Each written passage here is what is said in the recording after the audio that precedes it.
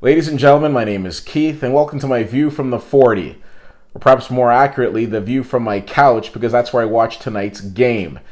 This epic battle between the Ottawa REDBLACKS and the BC Lions, for my money, was one of the more entertaining games of this CFL season, and it was definitely a tale of two halves. Now, of course, people might be looking at me and saying, Keith, what's happening here? This is the most amazing football jersey on the planet. It completely represents my level of conflictedness.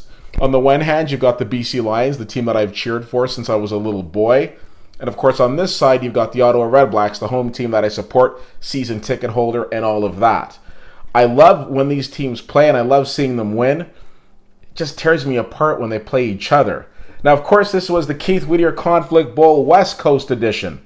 We had the East Coast edition several weeks ago when BC came to Ottawa, was down 31-3, came back, lost 31-24 on a final drive which would have seen them tie the game, but unfortunately an intercepted pass put an end to that.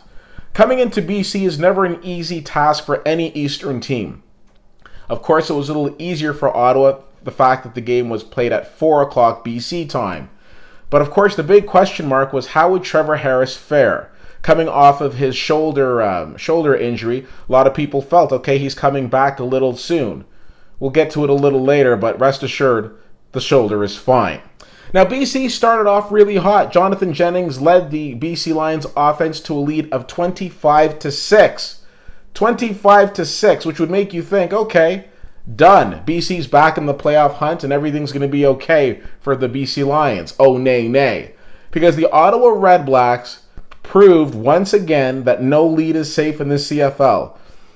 Between probably an ill-advised punt return deep in BC territory that they could have let go in the end zone for a single point, but they started deep in their territory, which basically gave Ottawa the opportunity of having a good defensive stand, turnover, and then being able to go in for a touchdown, an onside kick that then led to another Ottawa touchdown, and an Ottawa offense that was just on fire.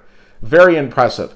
I have to say, if this game was played at TD Place and the score was 25-6, you would have seen a lot of fans try to beat the traffic and hit the exit signs, which is really unfortunate because Ottawa put on an extremely talented display of football late in this game.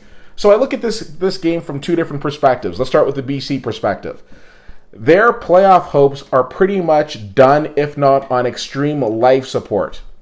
With the remaining games they have, they are going to need a lot of help to get into the playoffs. It's kind of scary to think that when this is all said and done, BC could potentially have a better record than the top Eastern team, if not the second Eastern team, and be fifth in the West and not get into the playoffs.